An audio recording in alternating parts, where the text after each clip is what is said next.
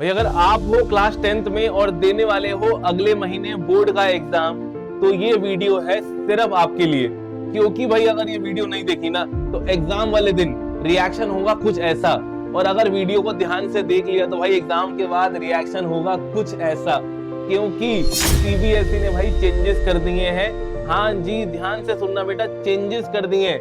10th की SST में उन्होंने कर दिए हैं 10 चेंजेस, और चेंजेस ऐसे हैं जो कि भाई हर साल पेपर में रिपीट होते हैं। और इस साल भी क्वेश्चन आएगा, लेकिन वो चेंज वाली इंफॉर्मेशन से आएगा। छोड़ के मत जाना बेटा, वरना तुम कहोगे आउट ऑफ सिलेबस पेपर आ गया। अगर ऐसा नहीं बोलना चाहते और सिक्योर करना चाहते हो फुल मार्क, वीडियो को एंड तक देखना। चलो शुरू करते हैं भाई। 10 changes for 10th SST. Hello class 10th, my self संचित हुडिया। वेलकम टू अनदर एपिसोड जिसमें हम कवर करने वाले हैं 10 चेंजेस फॉर 10th एसएसटी। ठीक है, और भाई चेंजेस कवर करेंगे बुक वाइज। सबसे पहले आती है भाई हिस्ट्री की बुक, और हिस्ट्री की बुक में हुआ है सिर्फ एक चेंज, बर्थ ईयर ऑफ मजीनी। भाई जो इटालियन रेवोल्यूशनरी थे उनका बर्थ ईयर चेंज हो गया है, एंड विद प्रूफ बता रहा हूं। देखो भाई, ये रहा एक पैराग्राफ, ये रहा एक और पैराग्राफ। ये है भाई पिछले साल की बुक और ये है इस साल की बुक। पिछले साल में ध्यान से देखो भाई, जेनोवा में बॉर्न हुए थे 1807 में, ऐसा कहा गया था। लेकिन इस साल सीबीएसई ने चेंज कर दिया है, और भाई इनका नया ईयर ऑफ बर्थ, देखो ईयर ऑफ बर्थ नया नहीं है, पहले गलत था अब सही कर दिया है। और ईयर ऑफ बर्थ इनका है 1805। एमसीक्यू आ सकता है, हिस्ट्री में सिर्फ ये एक ही चेंज हुआ है। ध्यान से याद रखना बेटा, और पेपर में आ सकता है। इसके बाद करेंगे हम लोग ज्योग्राफी के चेंजेस। और भाई ज्योग्राफी में ऐड हुए हैं ये दो नई बॉक्सेस। ठीक है भाई, बॉक्सेस हैं तो पेपर के अंदर केस स्टडी में आ सकते हैं। बट ये पहला बॉक्स है अटल भूजल योजना के बारे में, जिसको अटल जल भी कहा जाता है। ये 8220 वाटर स्ट्रेस ग्राम पंचायत में, ठीक है, जो कि भाई डिफरेंट डिफरेंट 7 स्टेट्स में है, वहां पर अप्लाई हुआ है। छोटा सा एमसीक्यू है, स्क्रीनशॉट ले लेना, नई बुक में अवेलेबल है। उसके बाद एक नई योजना और आई थी, प्रधानमंत्री कृषि सिंचाई योजना। ठीक है, जिसमें भाई इरिगेशन के लिए और जो फार्मिंग के अंदर रिक्वायरमेंट होती है उसको फुलफिल करने के लिए गवर्नमेंट ने एक योजना बनाई थी। ये है भाई दो नए एडिशन, ठीक है, जो कि आपके ज्योग्राफी की बुक्स में ऐड हुए हैं। ये दो और चेंज है भाई जो कि ज्योग्राफी के ही है। ठीक है, नर्मदा बचाओ आंदोलन, जो कि भाई वाटर रिसोर्सेज का एक इंपॉर्टेंट टॉपिक है, केस स्टडी आती है, इसका नाम चेंज कर दिया है और नया नाम है सरदार सरोवर प्रोजेक्ट। नर्मदा रिवर पे जो डैम बना था जिसका नाम था सरदार सरोवर, गुजरात के अंदर, उस पे आंदोलन चल रहा था और उस आंदोलन का नाम कर दिया है सरदार सरोवर प्रोजेक्ट। और फिर अगला चेंज मैन्युफैक्चरिंग इंडस्ट्रीज का, ऐसा चेंज जो कि एमसीक्यू में आने ही वाला है। फर्स्ट सीमेंट प्लांट जो कि हमारी कंट्री में एस्टैब्लिश हुआ था, कहां और कब?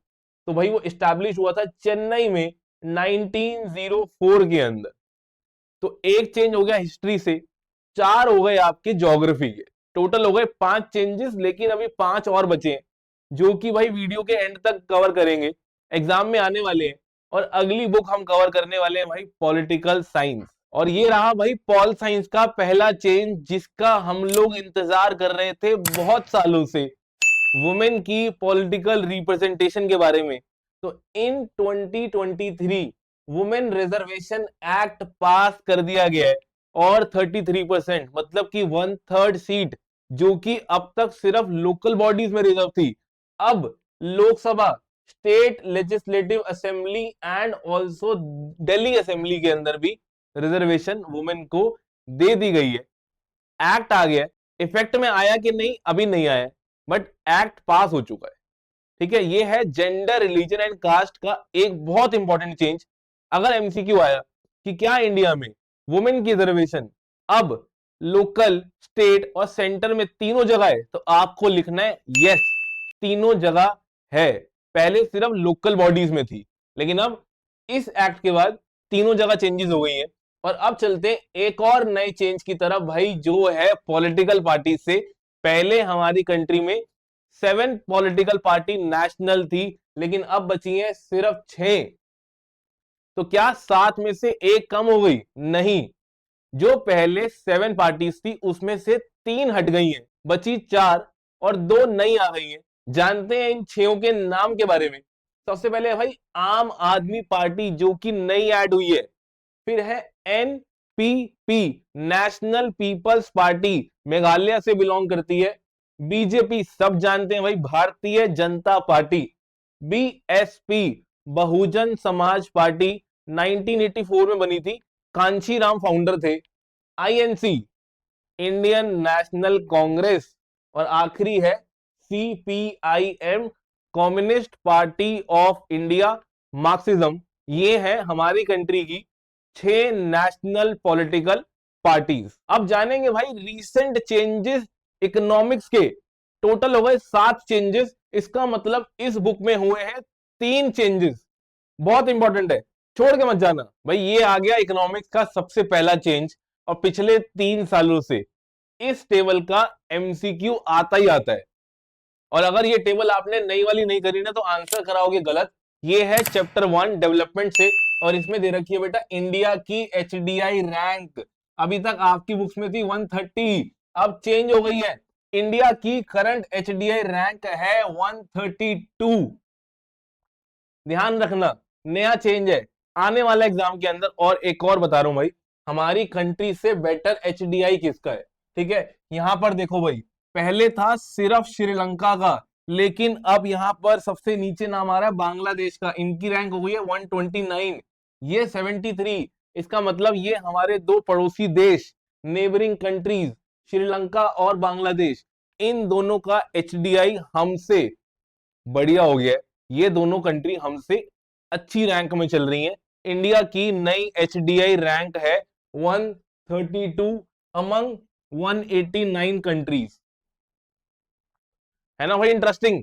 अगर पेपर में आता तो 130 कराते, ठीक है। ऐसे ही 2 चेंज और बचे इकोनॉमिक्स के, वो भी कवर करेंगे वीडियो में, बने रहो साथ में। तो भाई ये रही एक और ग्राफ, एक और टेबल जो की हुई है इस साल चेंज। ये है sources of credit in rural India 2019 की इंफॉर्मेशन है।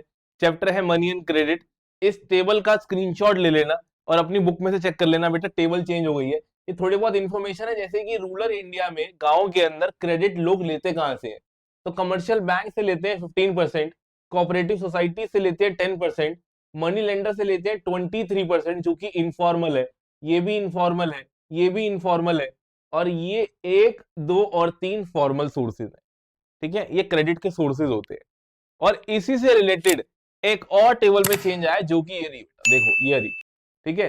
Poor household, household with few assets, well of household और रिच हाउसहोल्ड, कौन किस सोर्स से लोन लेता है, ठीक है।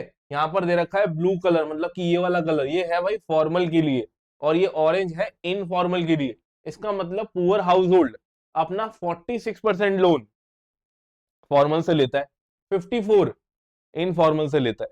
पहले वाली बुक में, मतलब कि पुरानी बुक में, ये था बेटा 85% और ये था 15%। इतना बड़ा चेंज हो गया है। अगर तुम छोड़ जाते ना तो मार्क्स में भी इतना बड़ा चेंज आ जाता, लेकिन अब नहीं आएगा। अगर ये वीडियो ध्यान से देख लिया आप लोगों ने, स्क्रीनशॉट ले लो उसका भी, ठीक है। नई टेबल है। तो बेटा ये हो गए आपके 10th की एसएसटी के 10 चेंजेस। अब आपको कोई भी क्वेश्चन आउट ऑफ सिलेबस नहीं दिखेगा, ठीक है। और आपको अपने एग्जाम में सारे क्वेश्चन आते होंगे, इस बात की गारंटी है।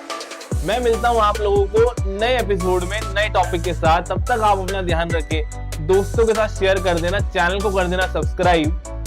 जय हिंद, जय भारत।